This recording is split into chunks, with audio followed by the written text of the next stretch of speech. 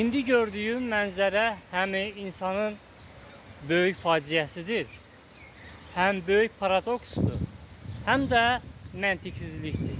Deməli, Filarmoniya bağındayam, düşürəm Bakıda Filarmoniya bağı ilə gedirəm. Baxıram, 2 nəfər gedir. Filarmoniya bağında da bilirsiniz də, hava təmiz, yəni ləzzət eləyir də, təmiz oksigen.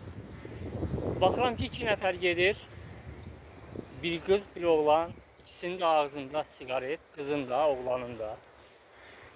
Yəni, həqiqətən də faciədir də. Yəni, oksigen, təmiz hava, Allah Teala bu oksigeni bizə, təbiət, uca Allah bizə pulsuz, ən böyük nemət olan oksigeni bizə pulsuz verir ki, ey insan övladı, bu neməti sənə vermişəm ki, çək ciyərlərinə. Amma insan övladı nə edir? Gedir mağazinə, pul verir və pulla sigaret alır, yandırır sigareti və o tüstünü, yəni karbon monoksidi çəkir ciyərlərinə. Təsəvvür edin də, insan oksigeni ciyərlərinə çəkmək əvəzinə pulsuz verilən oksigeni, amma pul verib karbon monoksidi, zəhəri ciyərlərinə çəkir, həm də pulsuz verilən o böyük neməti, oksigeni körlüyür. Həm pulu yanır, həm də sağlamlığı yanır, ciyərləri yanır. Bu həqiqətən də dəhşətdir. Yəni, sigaret çəkməyin ümumiyyətlə mən məntiqini başa düşə bilmirəm.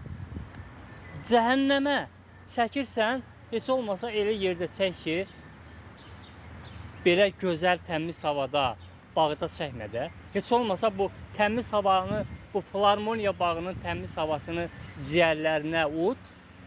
Get, heç olmasa şəhərin o maşın çox olan yerlərində, o maşının o tüstüsündən çıxan o zəhərli qazları olan yerdə çək də. Həqiqətən də faciədir.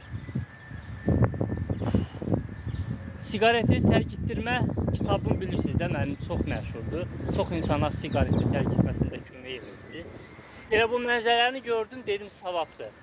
Sigareti tərk etdirmə kitabıma endirim eləyim, insanlar faydalansınlar.